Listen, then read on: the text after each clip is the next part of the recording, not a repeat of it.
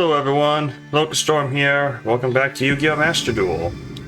It's been a while, but I have some time, so let's play.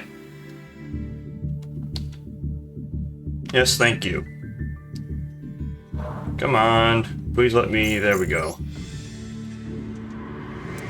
Alright, moving right along. So last time we tackled the 6 Samurai. Looks like this time we're doing Bujin and Gen X, which is an interesting combination. So we have a lot of story. So I do know a bit about how Bujins play. I know they're Xyz focused. I don't know any of their combos or anything, so that'll be new. Bujin of the Divine Realms.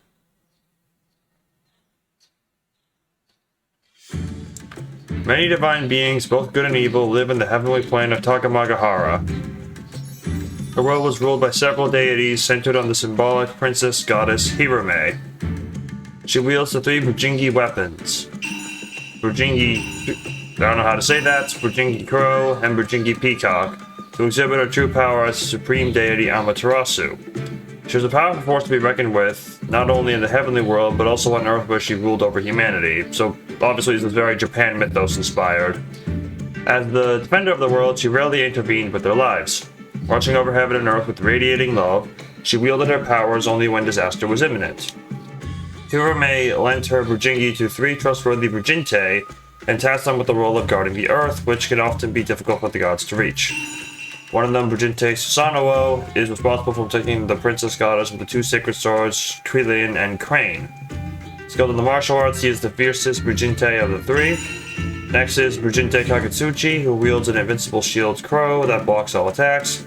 Due to his superior intelligence, he is responsible for building strategies when going into battle. The last is Bujinte Tsukiyomi, who draws cards, who is skilled in witchcraft. He wears a cloak of peacock that absorbs power. In addition to exploration and healing his allies, he monitors all anomalies in both heaven and earth. They were the representatives of Hirame, overseeing the world's anomalies, only using the powers for good. Well, until some plot twist happens, which I imagine we will see soon.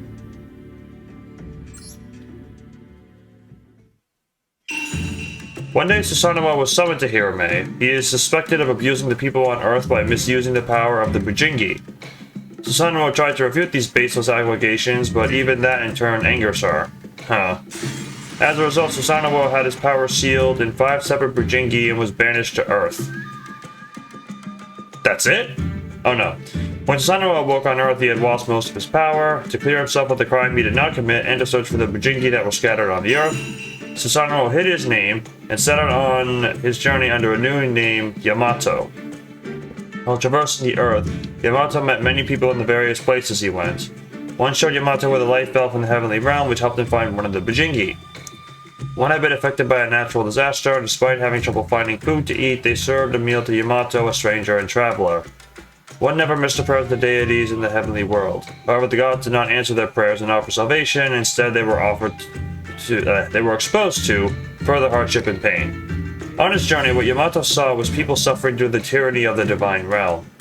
What if the duties I had fulfilled in heaven were making the people suffer? When did the heavenly world begin to going down the wrong path?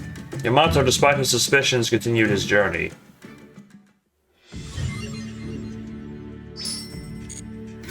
Got some dark orbs. What's the next part?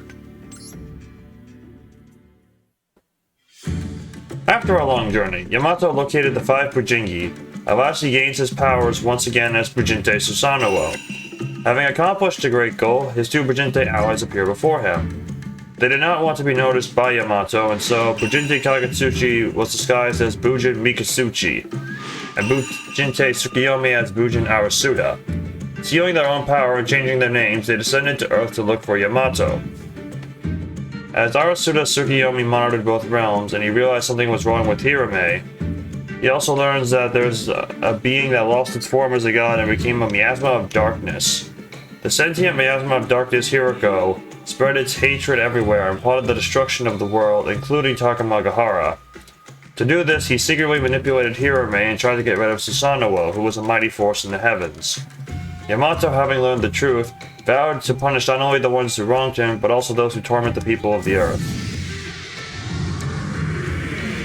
Yamato, now equipped with the 5 Bujingi, descended once again as Bujinte Susanoo. Thus reunited, the 3 Bujinte ascended to Tagamagahara to meet with Hirame.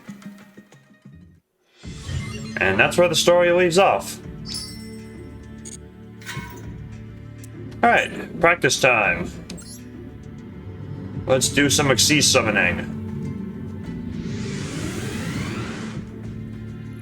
A regular background. What makes a Bujin deck unique? Bujin decks being characteristics that its monsters have different roles based on their type. The winged beast monsters will support you with effects in the hand. The beast type will support you with effects in the graveyard, allowing you to attack your opponent with your beast warrior type monsters on the field. The key to victory is getting your cards in the right places.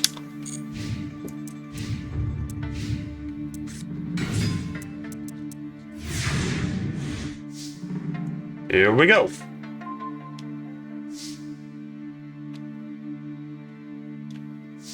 Alright, so I don't know what most of these cards do, so let's see. Bujin Condensance. Beast Warrior Bujin monsters you control can't be destroyed by opponent's card effects, except during the battle phase. Okay, some protection. Once per turn, you can send a Bujin from your hand or field to the graveyard, target a monster your opponent controls, negate its effects. During your end phase, you can send this card from the field to the graveyard, target a Bujin in your graveyard, special summon it. It would be great if that last effect wasn't end phase only. Okay, so Bujin Quilin here. If you control a Beast Warrior type Bujin, you can banish this card from your graveyard, destroy a card your opponent controls. I see where we're going with this.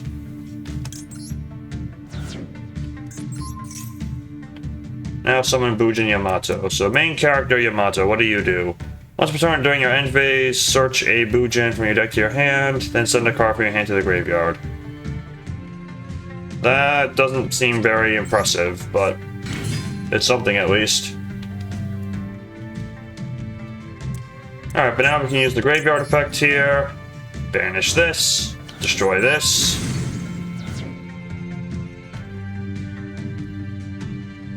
What is your effect? If a Bujin monster in your graveyard or field is banished, you can special summon this card from your hand. Okay.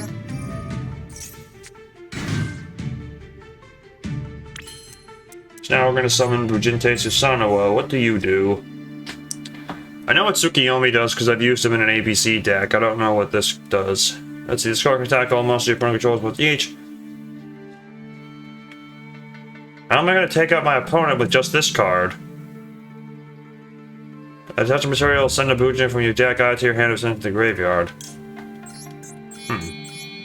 Maybe there's a graveyard effect that, or a hand effect that boosts attack. Otherwise, I don't see how I'm winning this. Bujingi Swallow, okay. Send Yamato, send Orasuda here. Swallow, send this card. It can make a second attack. Oh, okay.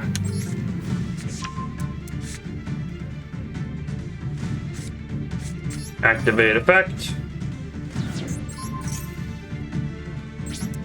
Okay, now it can attack twice. Boom. And boom.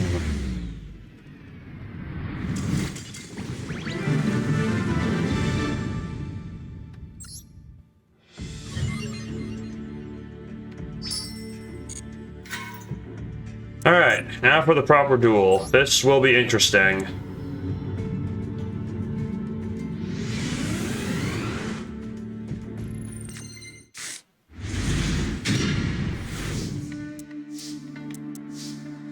Okay, so I know what Quilin does. What do you do? Bujingi Crow. When the Beast Warrior Bujin you control is targeted for an attack, send this card from your hand to the graveyard, negate the attack, and deal effect damage. Okay, so this one we want in the graveyard, this one we want in our hand. I can search a card with this. Target a Bujin in your graveyard, add it to your hand. Target a banished Bujin, send it to the graveyard. Okay. Shibuya Beast Warrior Bujin, target a Bujin with a different name, special summon it. That is very unimpressive. Well, I think what we should do is add Yamato to hand, because then we can summon Yamato. He gains a little bit of attack from my spell card. And then using his effect, I'll search a card and send this card to the graveyard. And then we'll set these two face downs. And that's really the best I can do. So let me think here. Who do I want to add to my hand?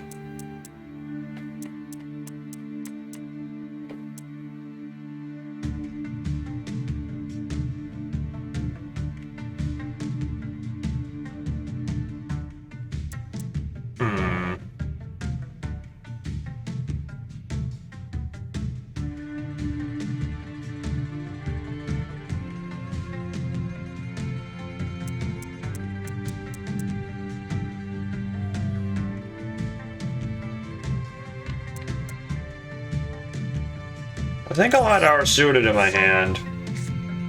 Then pitch this to the grave.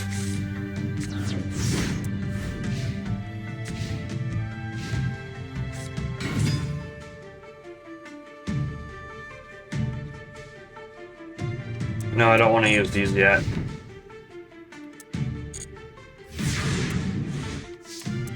Alright, draw. Bujin Carnation, what does this do? If your opponent controls a monster and you control no monsters, so already I can't use this. Target a Bujin in your graveyard and one of your banished monsters, special summon both. And, okay. So this is a comeback card functionally, as far as I am concerned.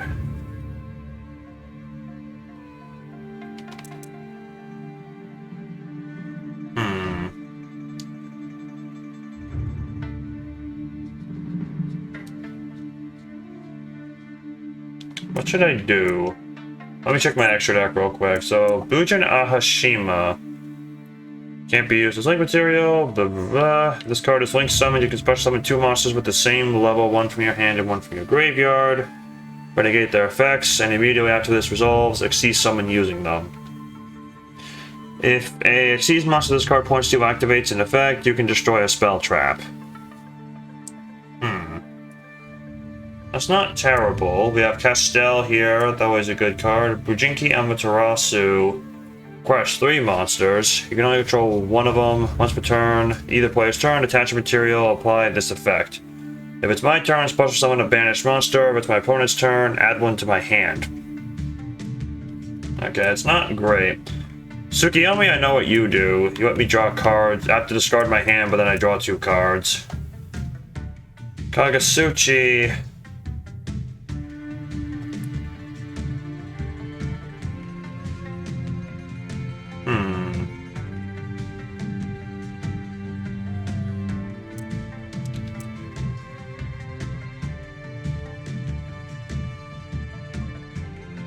Yeah, I think I'm gonna summon Kagasuchi.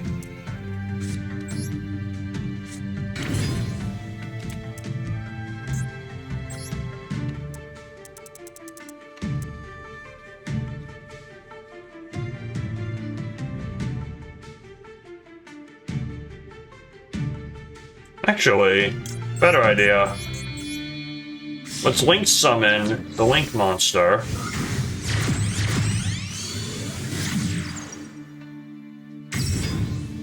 Activate your effect.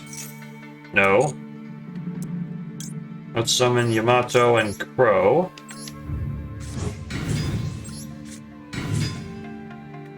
And then we'll summon... I can't summon Kagasuchi. Why can't I summon Kagasuchi? Did Kagasuchi require 3 monsters and I just read it wrong? That might be what happened. Alright, I guess we're summoning Susanoo then.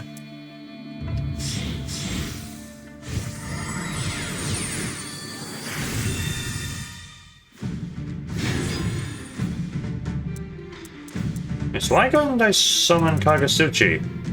No, Kagasuchi... Oh, that's why. It's 2 Beast Warrior monsters specifically.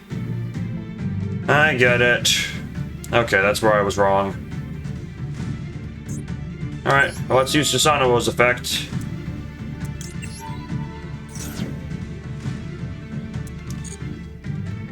Who do I add to my hand now?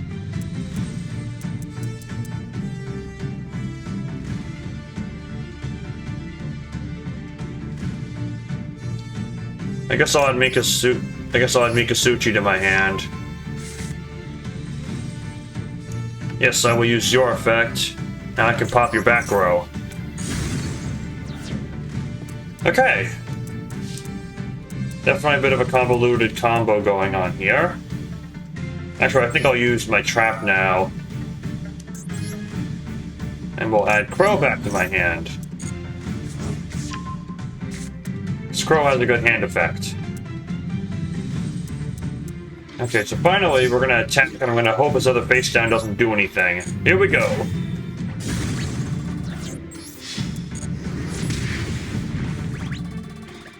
Okay, we got some damage. Now, I guess that's it. End turn.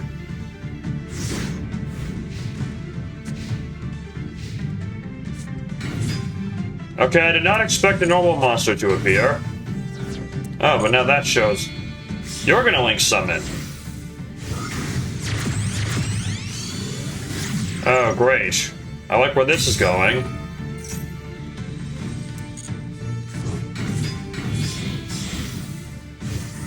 Who are you gonna summon, Kagutsuchi? Sky Pegasus. Okay, we're pulling out all sorts of weird cards. Okay. I will pay the life points.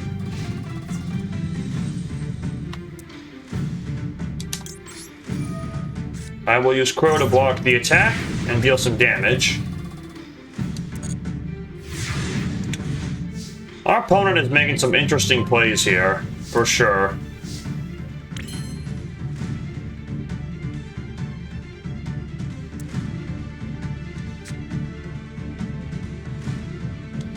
Alright, let's summon Mikasuchi. And then let's activate this. Who do I want to search?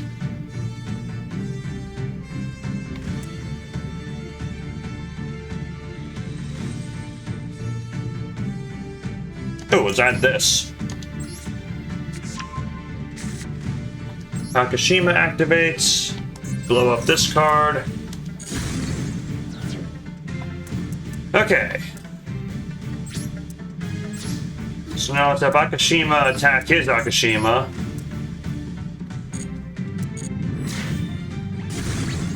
Then we'll have Susanoo attack this, and we'll use Crane to double his attack and do a lot of damage, and then Mikasuchi finishes him off. Boom!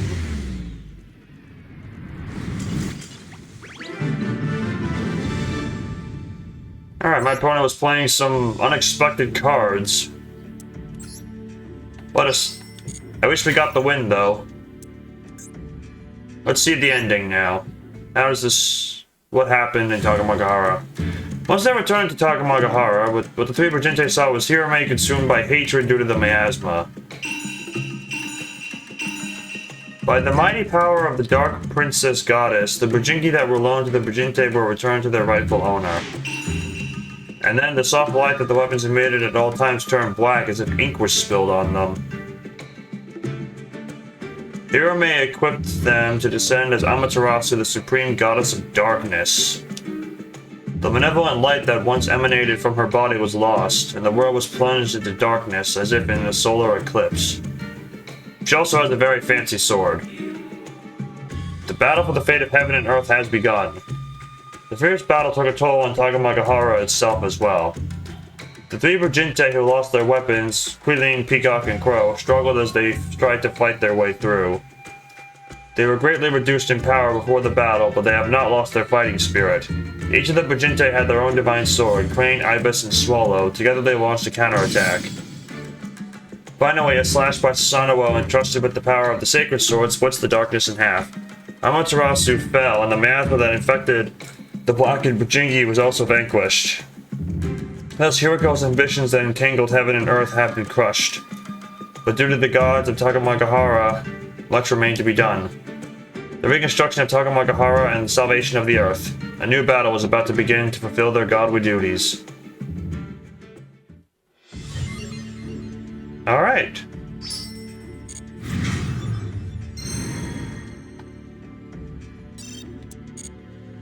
Okay. So there's that. I think we got time for one more. Or maybe we don't.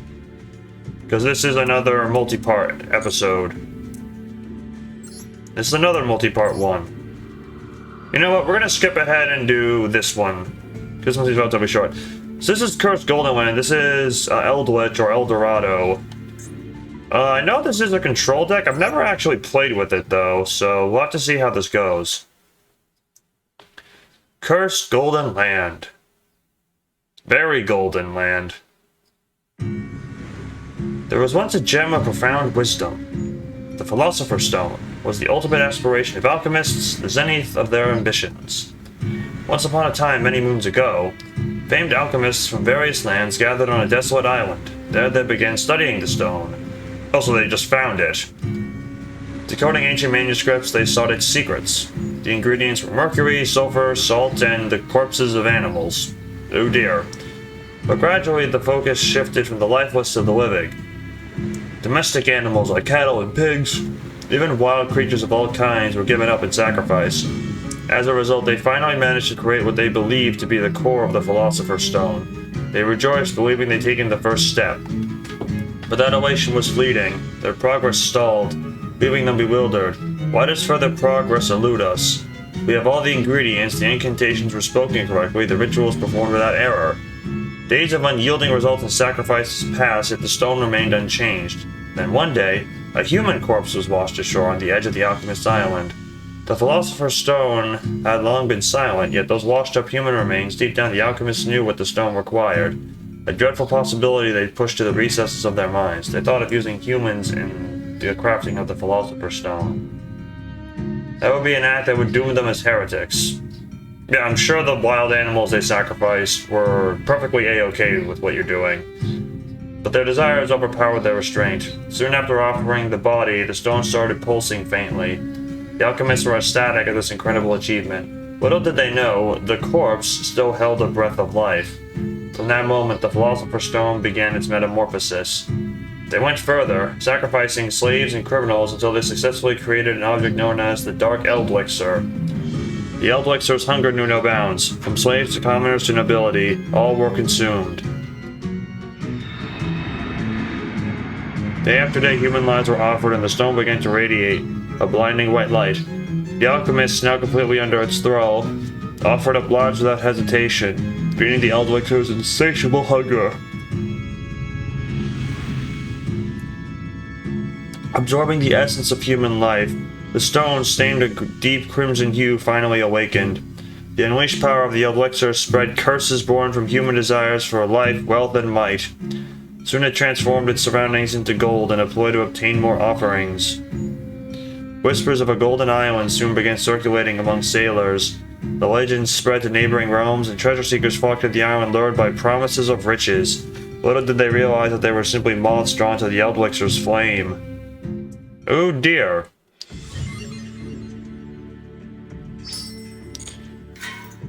Well, that's a rather unsettling turn of events. Let's see how we play this deck now. Back to Stonehenge, I see.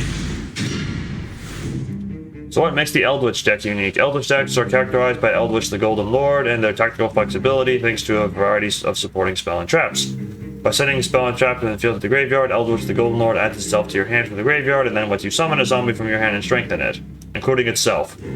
And then maybe many Golden Land and Eldritch spell traps have effects that activate in the graveyard. In addition to the cards in your hand and those you have set, you can make good use of the cards in your graveyard to move to victory.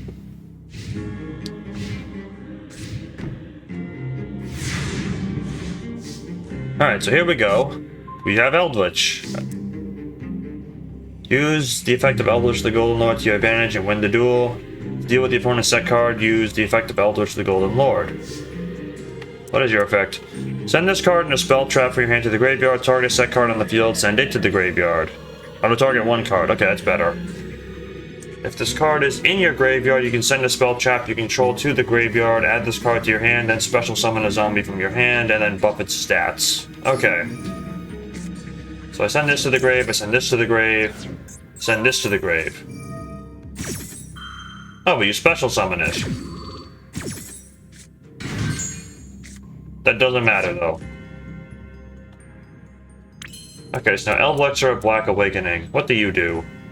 So your effect is special summon a zombie from your hand or deck in defense mode, but if you control no Eldritch monsters, you can only summon Eldritch monsters with this effect. For the rest of the turn after this effect resolves, you can only summon zombies. You can match card for your graveyard, set a Golden Land spell trap directly from your deck. Okay.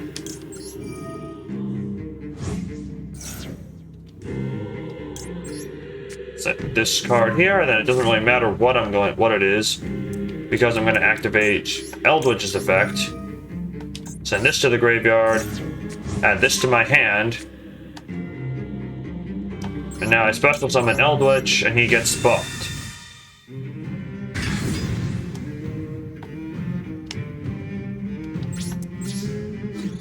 And kaboom!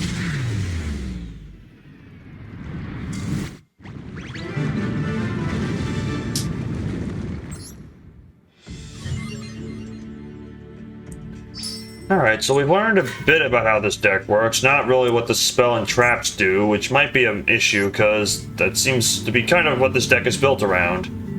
But that's okay. Let's give it a go. Okay, so I'm going second. Interesting. Actually, I forget what you do. Goblin Zombie. This inflicts battle damage on the top card of the deck of the graveyard. If this card is sent from the field to the graveyard, tutor a card. Okay.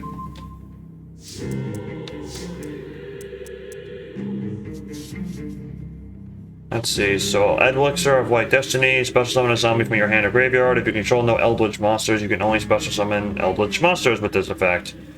For the rest of the turn after this card,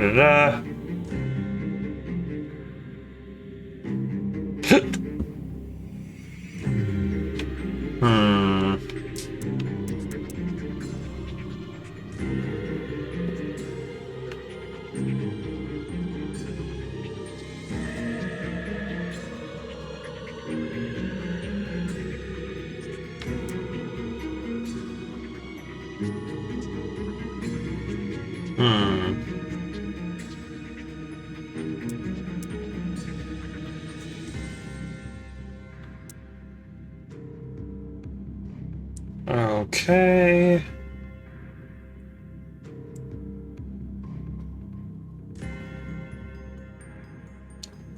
Okay.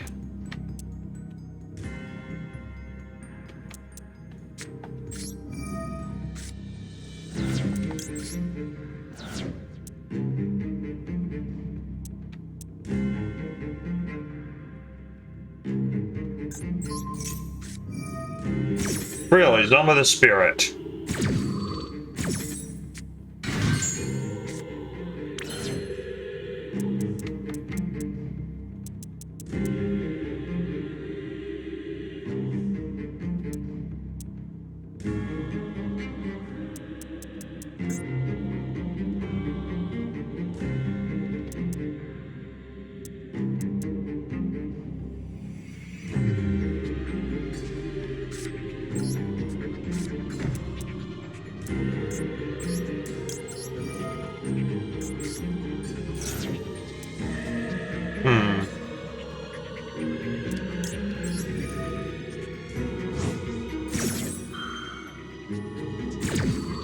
Okay, so now we get a card from the deck.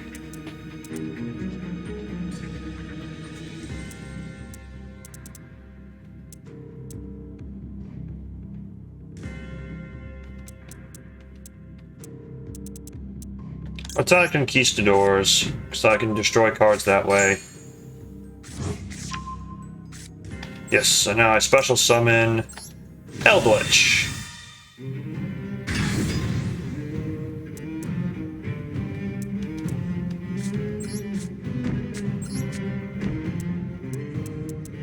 Special summon a zombie from your hand or deck. Yeah, let's use this.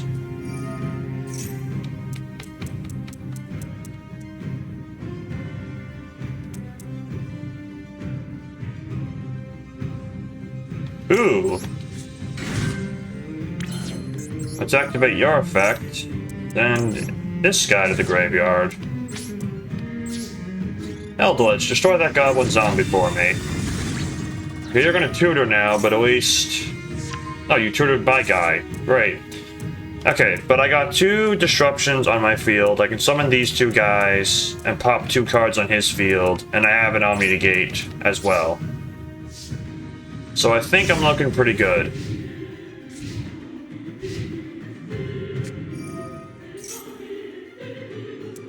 Not yet.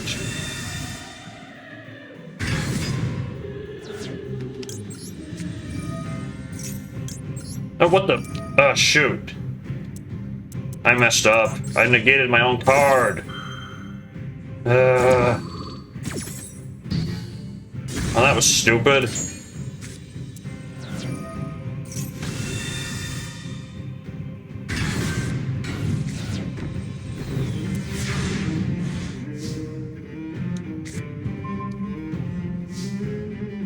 You know what?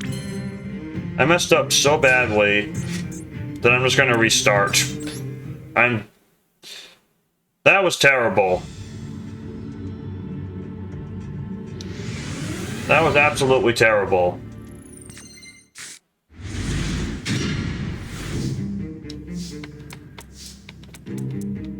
Okay. Well, given this hand is only one thing I can really do.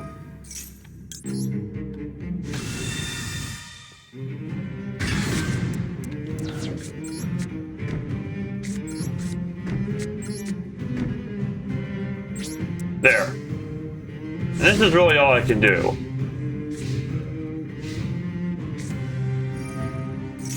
Now you're gonna summon Eldritch.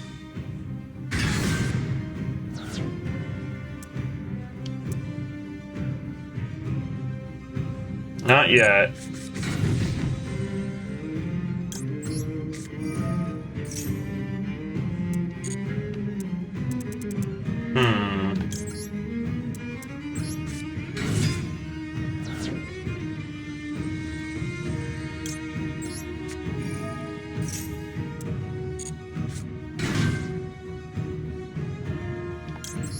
Actually, yeah, we'll use Conquistador as well. I will destroy Eldritch. Because it dawned on me that if he has his Eldritch on the field, then he can use the effects of his cards. Okay, so first I need to check my extra deck here. What do I have? Vampire Sucker. Okay, that could be useful for the mirror match.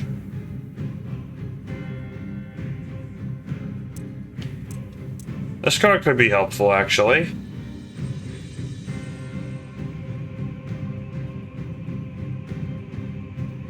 Do I have any synchros in here? No, I don't. So what's the point of Unizombie?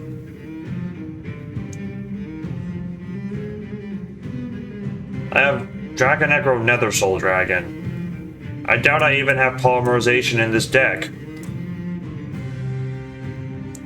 Oh, maybe I'm wrong. We have Eldritch the Mad Golden Lord here. An Eldritch monster and a level 5 or higher zombie. I have those on my field. Cannot be destroyed by battle card effects. You contribute a zombie monster, then target a face-up monster your opponent controls take control of it, but it can't attack or activate its effects this turn.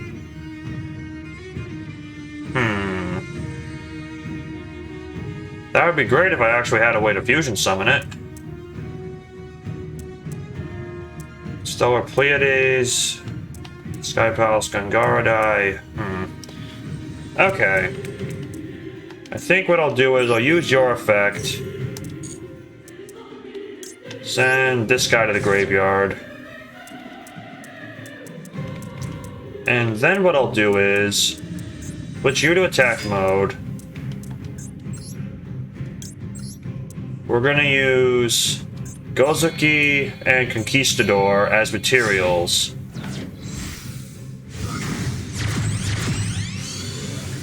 To summon Vampire Sucker. No.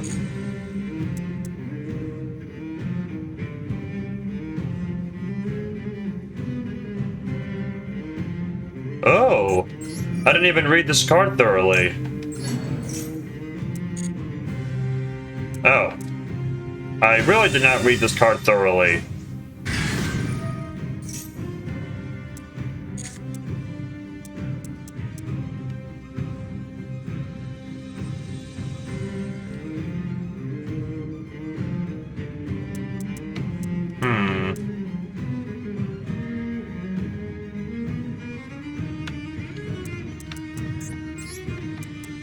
I'm gonna use your effect. Let's set another conquistador from here.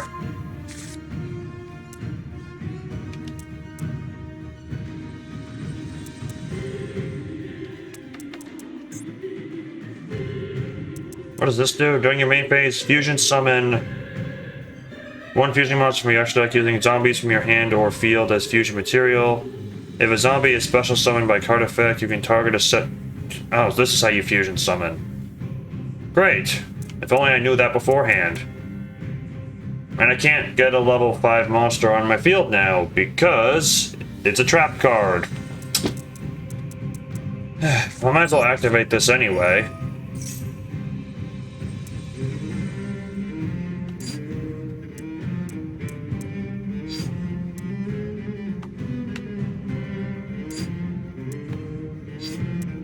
I might as well use this.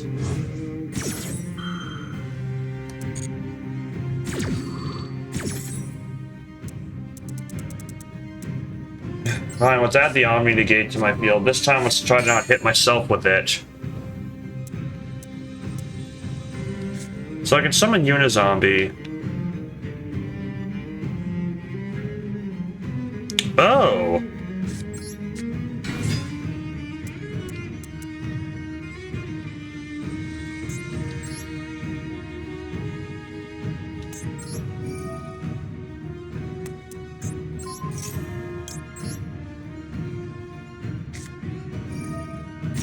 What the?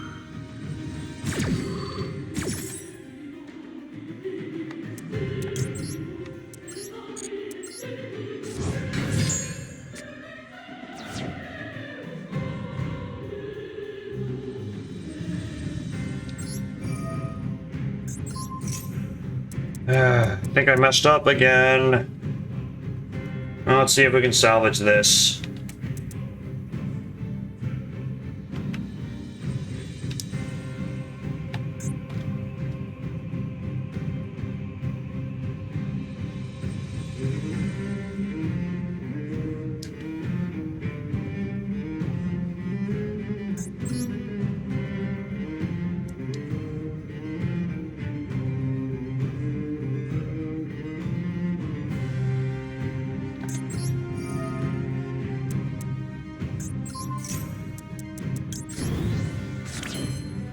Okay, awesome. I think I fixed it. There we go.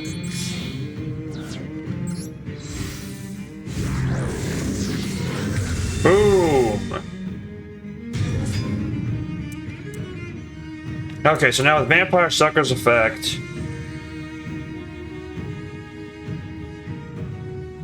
Nope, never mind, that doesn't work. Please. Alright.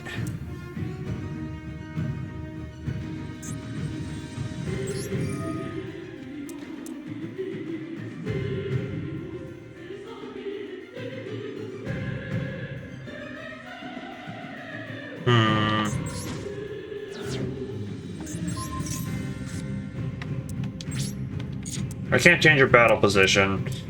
Not that you'd be able to attack anyway. Alright, Sucker attack is face down. Unizombie attack directly. Eldritch Mad Golden Lord attack directly. Okay, main phase 2.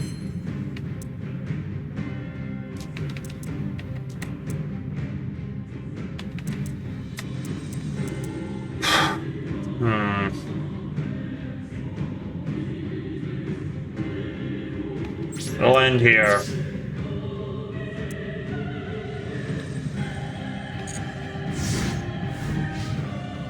Oh, what? Oh, I can control it permanently.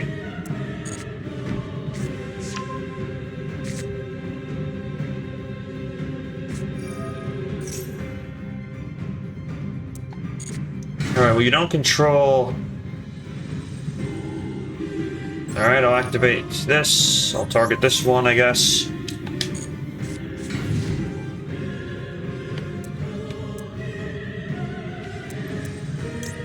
Alright, activate you. No, do not activate the counter trap. Let's not make the same mistake I did last time. Let's destroy your card. Okay. We're finally getting somewhere. Let me see here.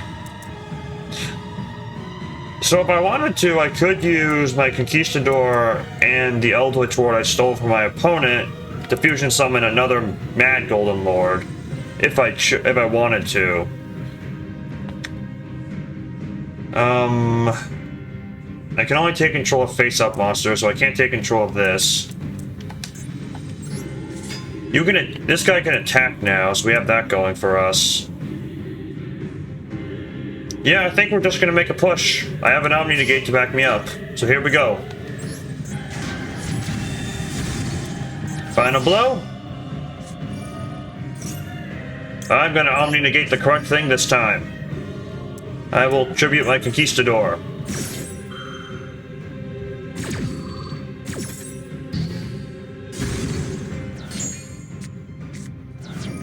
Really?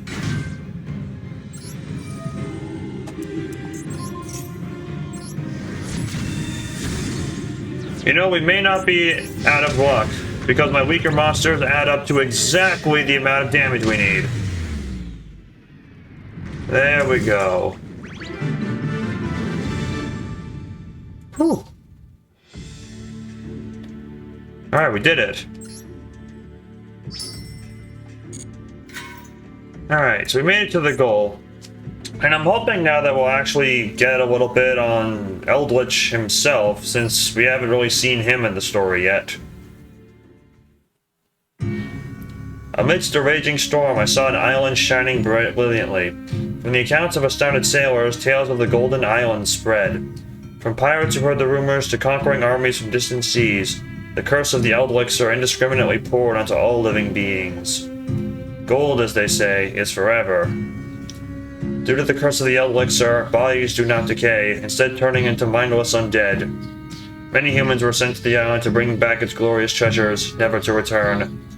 Over time, the island became a fairy tale, spoken of in taverns, often called the City of No Return or Cursed Eldland. Once again, a new group of soon-to-be victims landed on the island. Scholars from a distant kingdom had been sent to investigate the island with mercenaries to protect them. But among the mercenaries, one man was unlike the others.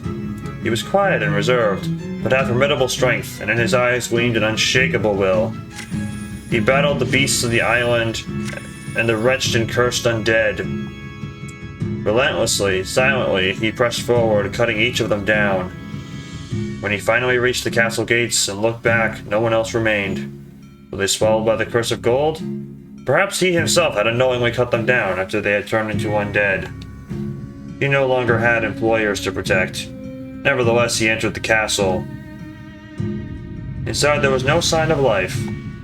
In the basement he found a magical red stone floating menacingly in the air. Although he had no knowledge of alchemy, he understood just by looking at it that it was the source of the island's curse. He reached out and touched the stone.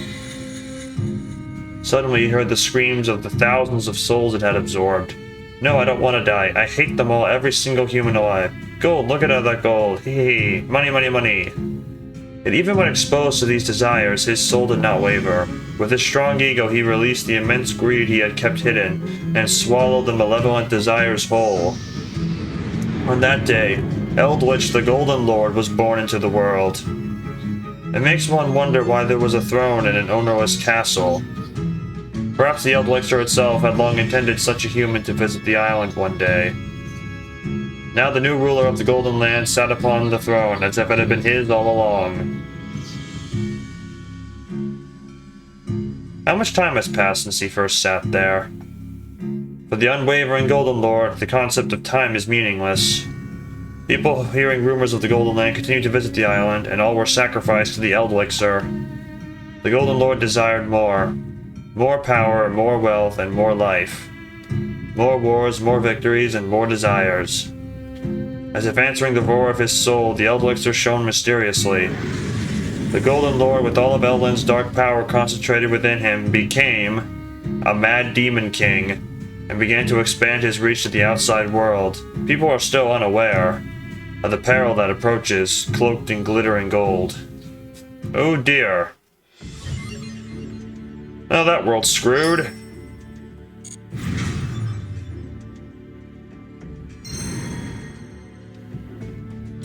I don't want to go to the store now. Thank you. Alright, so that's 2 more decks down. We are nearing the end of our travels. So I'm just going to take a moment to check my missions here.